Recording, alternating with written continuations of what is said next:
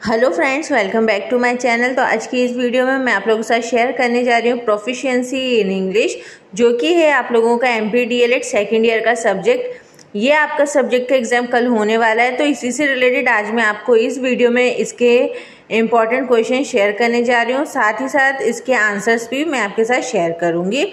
तो आप लोग वीडियो को पूरा देखिए।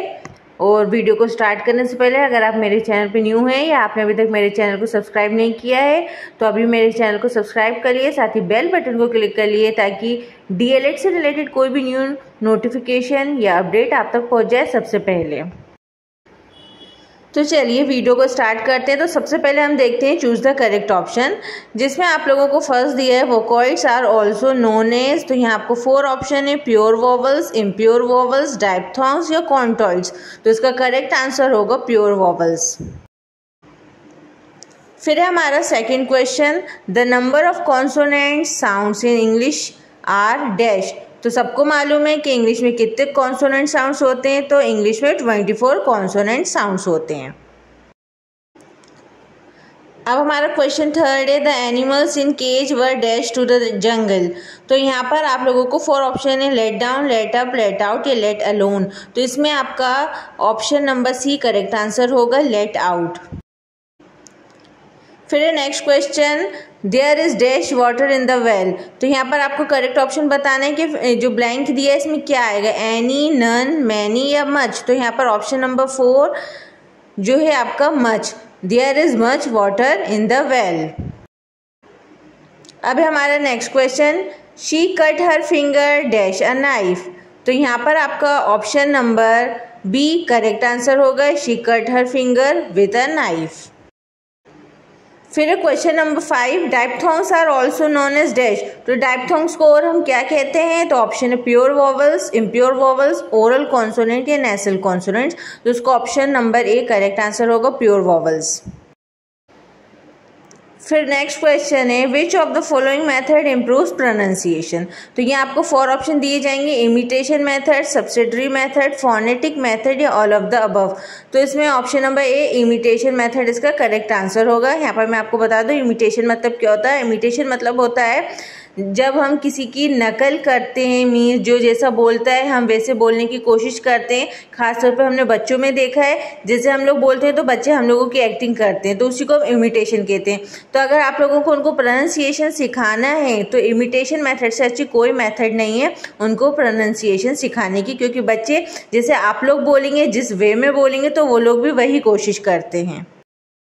फिर हमारा नेक्स्ट क्वेश्चन है, meaning of grammar is the set of formal patterns in which the words of a language are arrange in order to convey larger meanings. Who said this statement. ये statement किसने कहा है, तो यहाँ आपको option है W Nelson, WN Francis.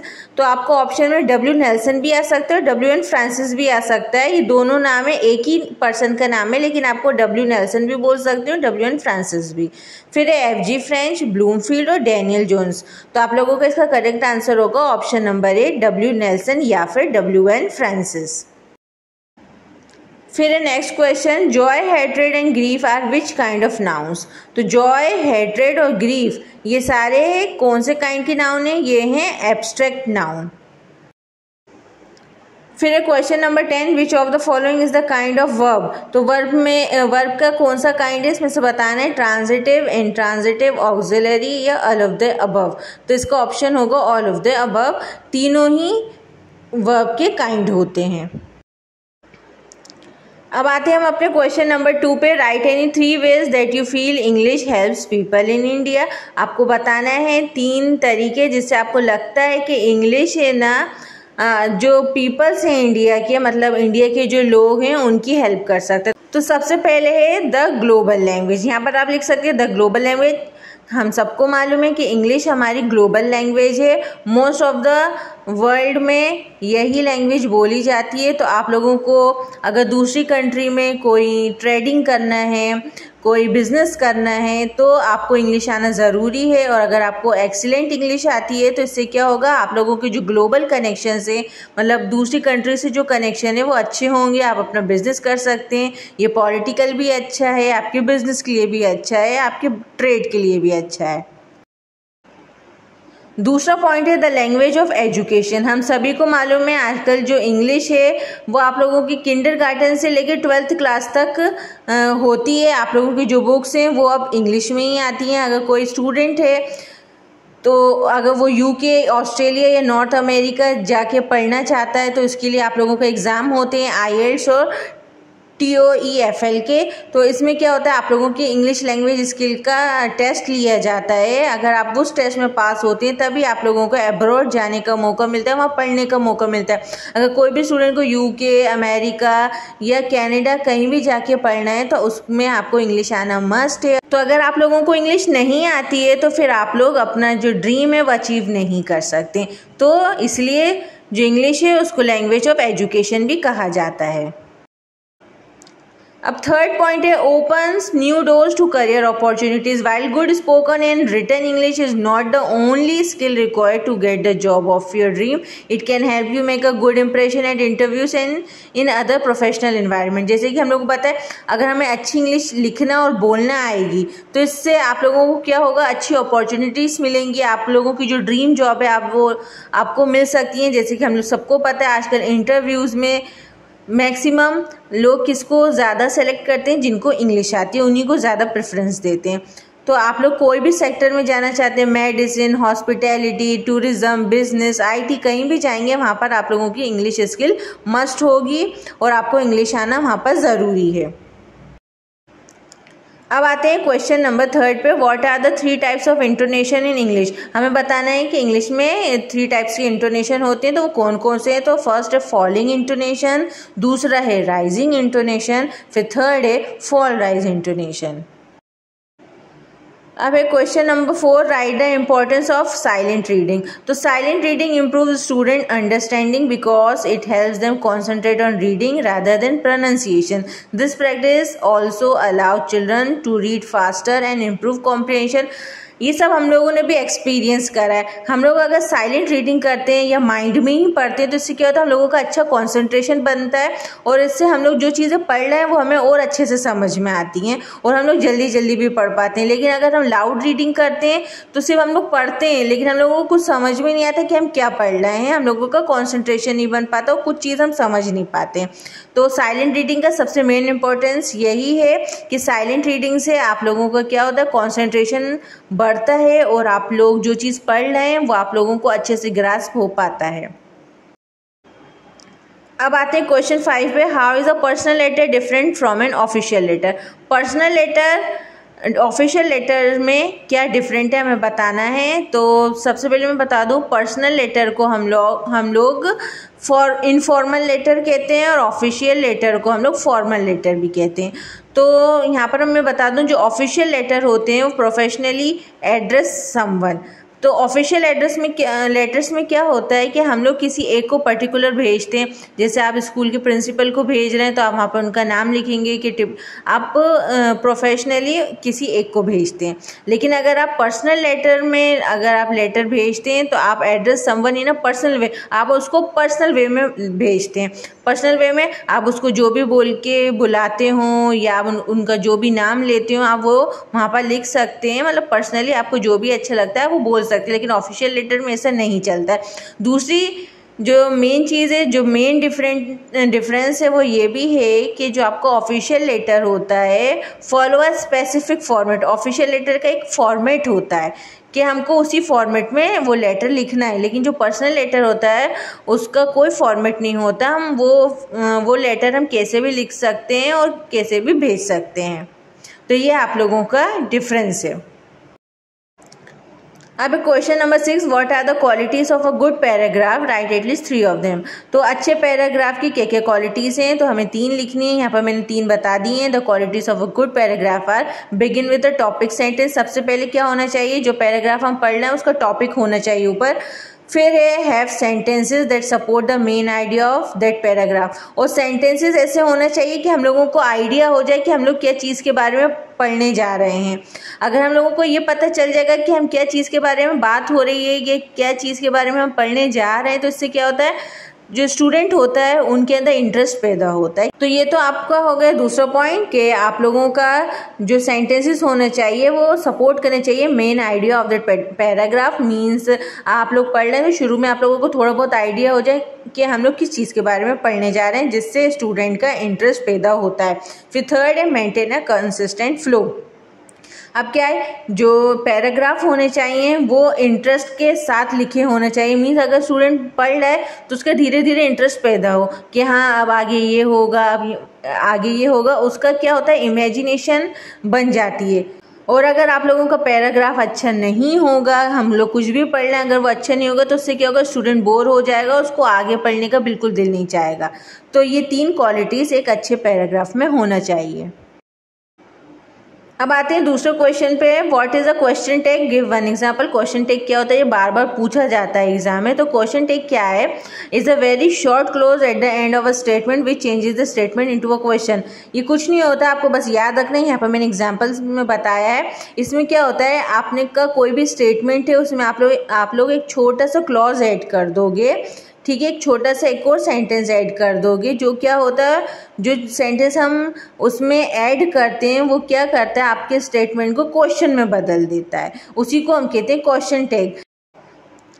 अब जैसे एग्जाम्पल में देखिए, मैंने लिखा है she said half price didn't she. तो जो डिडंट शी है वो आप लोगों का क्लोज है, शॉर्ट क्लोज है।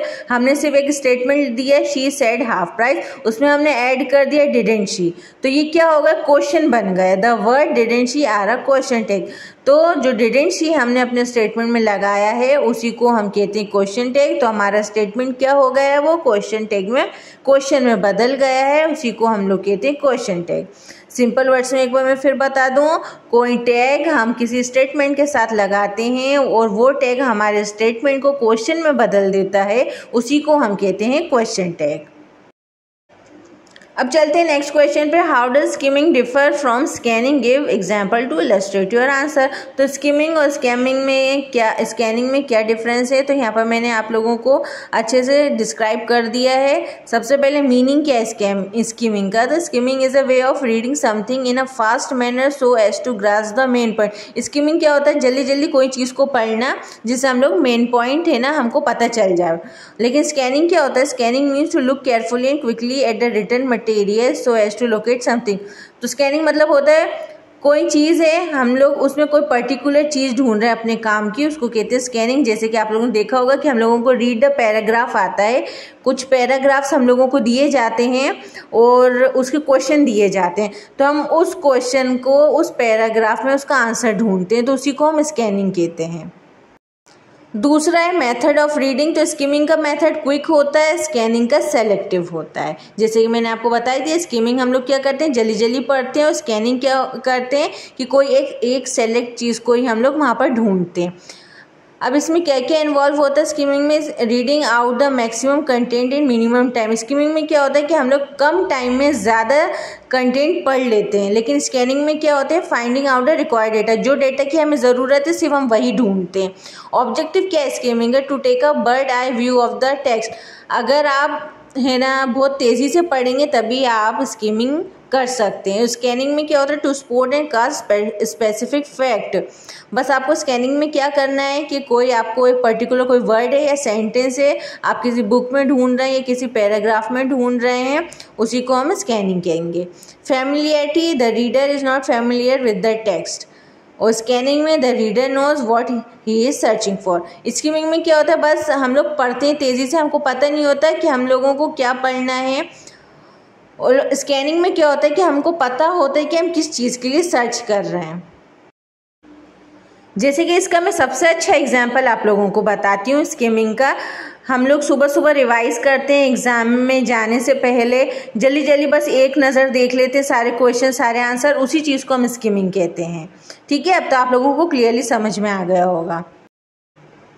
अब आते हैं नेक्स्ट क्वेश्चन पर। विच मेथड और technique do you prefer for teaching reading to elementary school learner.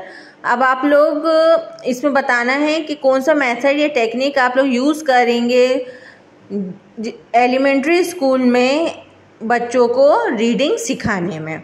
तो यहाँ पर मैंने 6 मेथड लिखी हैं। फर्स्ट है इंट्रोड्यूस लेटर साउंड, बच्चों को जो लेटर हैं उनके साउंड्स को इंट्रोड्यूस कराइए कि ए को कैसे साउंड में बोलते हैं, बी का कैसा साउंड निकलता है, सी का कैसा साउंड निकलता है। दूसरा है टीच वर्ड फैमिलीज, उनको वर्ड फैमिलीज सिखाइए, कैट, बैट, रेट, ऐसे करके आप लोग सिखाएंगे तो क्या होगा, बच्चे ईजिली जल्दी रीडिंग करना सीख जाते हैं। Use stories to teach reading, उनको स्टोरीज के थ्रू आप रीडिंग सिखा सकते हैं। Make reading fun with games, आप उन लोगों को गेम्स के साथ रीडिंग सिखा सकते हैं। Encourage kids to read independently. Fifth है कि बच्चों को आप खड़ा करिए और बोलिए चलो रीड करो, मतलब उनसे बोलो अब तुम अकेले रीड करो। इससे क्या होता है, बच्चा इनकरेज होता है, उसमें कॉन्फिडेंस बढ़ता है और वो अच्छे से रीडिंग कर पाता है। Help kid understand what they are reading, और बच्चों को आप कोशिश करिए कि वो जो पढ़ रहे हैं उनको समझाइए कि वो जो पढ़ रहे हैं उसका मतलब क्या है। अगर उनको समझ में आएगा वो क्या पढ़ रहे हैं तब उनका क्या होता है, इंटरेस्ट पैदा होता है और इसलिए उनकी रीडिंग भी अच्छी होती है। तो ये सारी मेथड और टेक्निक हम लोग एलिमेंट्री स्कूल में यूज़ करेंगे रीडिंग को सिखाने के लिए। अब आते हैं नेक्स्ट क्वेश्चन पे, give an example of guided composition. तो गाइडेड कॉम्पोजिशन टास्क क्या होता है वो बताना है। तो यहाँ पे एग्जाम्पल के साथ मैंने दिया है। पहले मैं आपको बता दूँ गाइडेड कॉम्पोजिशन टास्क क्या होता है। तो कोई भी पैराग्राफ है या कुछ है, बच्चों को हम देते हैं, उसमें बीच बीच में डैश लगा देते हैं और उनको गाइड करते हैं, उनको कुछ वर्ड्स दे देते हैं उससे रिलेटेड कि अब आप लोग इस वर्ड्स का यूज़ करके इस पैराग्राफ में फिल करो, उसी को कहते हैं हम गाइडेड कॉम्पोजिशन। जैसे मैंने यहाँ एग्जाम्पल दिया है, यहाँ पर एक पूरा पैराग्राफ लिख दिया है, उसमें बीच में डैश लगा दिए हैं। अब डैश में बच्चों को आप लोगों को कुछ वर्ड्स दे देना है कि आप बच्चों से बोलना है अब आपको जो वर्ड सही लग रहा है वो इन ब्लैंक्स में आप पुट करो। इससे एक तो मैंने बताया पैराग्राफ के थ्रू, और दूसरा हो सकता है कि आप उन्हें वर्ड्स दे दो। जैसे यहाँ पर मैंने लिखा cycle, price, Hero Mac, new, red colour, small, attractive, ऐसे उनको वर्ड्स दे दो। बोलो इन वर्ड्स से आप लोगों को एक पैराग्राफ बनाना है। तो इसको भी हम कह सकते हैं गाइडेड कॉम्पोजिशन टास्क। तो ये आप लोगों को मैं उम्मीद करती हूँ कि आपको ये समझ में आ गया होगा कि गाइडेड कॉम्पोजिशन टास्क क्या होता है। अगर ये क्वेश्चन आ जाए तो आप लोग ऐसा एग्जाम्पल भी दे सकते हो। अब आते हैं नेक्स्ट क्वेश्चन पे, what techniques will you use to improve your people's hand writing. कौन सी टेक्निक आप यूज़ करेंगे जो आपके क्लास के बच्चे हैं उनकी हैंड राइटिंग सुधारने में। तो सबसे पहले हैंड राइटिंग सुधारने से पहले आप लोगों को ये 4 चीज़ों का ध्यान रखना है कि गुड पोस्चर इज़ इम्पॉर्टेंट। बच्चा किस पोस्चर में लिख रहा है, कुछ बच्चों का पोस्चर ही नहीं बन पाता कि हाथ कैसे रखना है, हम लोगों को कैसे बैठना है। तो सबसे मेन इंपॉर्टेंट चीज़ है आपको पहले वो सिखाना है। दूसरा है find the best writing tool. जिससे भी बच्चे लिख रहे हैं पेन या पेंसिल से आपको वहाँ पर देखना है कि उसका जो पॉइंट है वो स्मूथ है या नहीं है, बच्चों से लिख पा रहा है या नहीं लिख पा रहा है, उसको पकड़ पा रहा है या नहीं पकड़ पा रहा है। थर्ड है परफेक्ट स्पेसिंग। जब बच्चे लिखते हैं तो आपको ये भी चीज़ें ध्यान में देना है कि बच्चा है ना लिखते लिखते जो स्पेसिंग होती है वर्ड्स के बीच में वो सही से दे रहा है या नहीं दे रहा है। अगर स्पेसिंग सही नहीं देता है तो राइटिंग बहुत डर्टी दिखाई देती है। फिर थर्ड है प्रैक्टिस कैपिटल लेटर्स। उनको प्रैक्टिस कराना है लेटर्स की कि एक ही लेटर को हमें 2 तरीके से लिखना होता है, कैपिटल और स्मॉल। तो आप लोगों को बताना है ए को हमें कैसे स्मॉल में लिखना है, कैसे कैपिटल में लिखना है। तो यहाँ पर मैंने एग्जाम्पल में बताया है सबसे अच्छा मेथड होता है बच्चों को राइटिंग सिखाने का, वो है ट्रेसिंग मेथड। तो ये ट्रेसिंग मेथड हम सब ने करा है, आप लोगों ने भी बचपन में किया होगा। ऐसे हम लोगों को राइटिंग बुक दे दी जाती थी, उसमें डॉट्स बना दी जाती थी और हम लोग उस पर हाथ फेरते थे। इससे क्या होता है बच्चे की राइटिंग अच्छी होती है। अब आते हैं क्वेश्चन नंबर 12 पे, writing short the importance of English language. हमें इंग्लिश लैंग्वेज के इम्पोर्टेंस बताना है। तो today English is spoken in every country. जैसे कि मैं पहले बता चुकी हूँ कि हर कंट्री में आजकल क्या है इंग्लिश बोली जाती है। If you want to get an excellent job so English is essential. तो अगर आपको अच्छी जॉब चाहिए तो इंग्लिश क्या है बहुत ज़रूरी है, भले वो इंडिया में हो या आउट ऑफ कंट्री हो। The English language gives you more confidence. अगर बंदे को इंग्लिश आती है, आप लोगों को भी अगर थोड़ी बहुत इंग्लिश आती है, अगर आप बोल देते तो आप लोगों को कॉन्फिडेंस कितना अच्छा हो जाता है। तो इंग्लिश क्या होती है, इंग्लिश लैंग्वेज आप लोगों को कॉन्फिडेंस बिल्डअप करती है। If you know English you can live easily in any country. अगर आप लोगों को इंग्लिश आती है तो आप वर्ल्ड की किसी भी कंट्री में ईजिली रह सकते हो without any problem. Today many schools and also colleges have required to speak only English. आजकल हम इंडिया में भी देखते हैं कि बहुत सारे स्कूल और कॉलेजेस बोलते हैं कि आप लोगों को इंग्लिश में ही बोलना है, तो वो इसलिए भी ज़रूरी है। It is the third most spoken language in the whole world. जैसे कि हमने फर्स्ट पॉइंट में देखा है कि जो इंग्लिश है वो वर्ल्ड के मोस्ट ऑफ द कंट्रीज़ में बोली जाती है और ये थर्ड मोस्ट स्पोकन लैंग्वेज है, यानी तीसरी सबसे ज़्यादा बोले जाने वाली भाषा है पूरी दुनिया में। तो इसलिए सोचिए कि इंग्लिश कितनी ज़रूरी है। अब है question number 13, what do you mean by intonation? Intonation is primarily a matter of variation in the pitch of voice in such languages as English. It is often accompanied by stress and rhythm to pronounce meaning। देखिए intonation simple words में बता दूं, जब हम reading करते हैं या बात करते हैं, जब हम लोगों का जो पिच होता है वॉइस का वो हाई और लो होता है, उसी को हम इंटोनेशन कहते हैं। कहाँ पिच को हाई करना है, कहाँ लो करना है, उसी चीज़ को हम कहते हैं इंटोनेशन। अब है हमारा next question, what are the main qualities of good oral reading? तो हमें गुड ओरल रीडिंग की मेन क्वालिटीज़ बताने हैं। तो सबसे पहले accuracy, the ability to read words correctly. सबसे पहले एक्यूरेसी होना चाहिए कि जो भी वर्ड्स हम पढ़ रहे हैं वो एकदम करेक्ट हों। Speed, read with constant speed without any hesitation. Speed main चीज़ होती है रीडिंग में। जब हम रीड करते हैं तो हमारी स्पीड सेम होना चाहिए। ऐसा नहीं है कि शुरू में अच्छी हो, लास्ट में एकदम डाउन हो जाए और हमें हेजिटेशन हो रही है तो उससे हम घबरा जाएं। ऐसा नहीं, स्पीड हमको एक जैसी रखना है और कॉन्फिडेंटली हम लोगों को जैसे शुरू करा था वैसे लास्ट तक हम लोगों को अपनी स्पीड रखना है। थर्ड है pronunciation, reading the words in a text without error in pronunciation. ये बहुत ही इंपॉर्टेंट चीज़ है रीडिंग में। अगर आप चाहते हो कि आप लोगों की गुड ओरल रीडिंग हो तो उसमें मेन चीज़ होती है प्रोनाउंसिएशन। अगर आप कोई वर्ड पढ़ रहे हो उसका प्रोनाउंसिएशन सही नहीं होगा तो उस वर्ड का मतलब चेंज हो जाएगा और रीडिंग आप लोगों की बेकार हो जाएगी। तो ये तीन चीज़ें क्या हैं, मेन क्वालिटीज़ हैं गुड ओरल रीडिंग के लिए। अब है next question, right 3 main kinds of script of English language. 3 हमें स्क्रिप्ट बताने इंग्लिश लैंग्वेज की, तो वो हैं कर्सिव स्क्रिप्ट, प्रिंट स्क्रिप्ट और राउंड स्क्रिप्ट। अब आते हैं नेक्स्ट क्वेश्चन पे, व्हाट इज डायलॉग राइटिंग? तो dialogue writing is a very important part of English writing. Dialogue is basically a conversation between 2 or more people.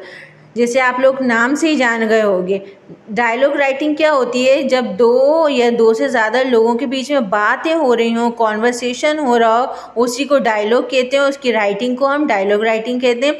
जैसे example में बता दूं, रोहित है, रोहित ने बोला हाय मोहित, तो मोहित ने बोला hello Rohit, how are you? तो रोहित ने बोला I am fine, what about you? तो यहाँ पर क्या हो रहा है, 2 लोगों की बात चल रही है, 2 लोगों का कॉन्वर्सेशन चल रहा है, इसी को हम कहते हैं डायलॉग और इसको हमने लिखा है तो इसी को हम कहेंगे dialogue writing. Main dialogue writing होती है वो आप लोगों की स्किट्स में यूज़ होती है, ड्रामास में यूज़ होती है कि अगर आप लोग कोई ड्रामा करने चाह रहे हैं स्कूल कॉलेज में तो उसका एक आप लोगों को पूरी स्क्रिप्ट मिलती है जिसमें आपके डायलॉग रहते हैं, उसी स्क्रिप्ट को हम कहते हैं डायलॉग राइटिंग।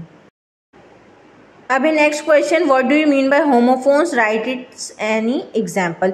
ये भी मोस्ट इंपॉर्टेंट क्वेश्चन है और शायद आप लोगों को पता होगा होमोफोन्स क्या होता है। नहीं पता तो मैं बता दूं, तो जो होमोफोन होता है वो क्या होता है, is a word that sounds the same as another word but has a different meaning and spelling.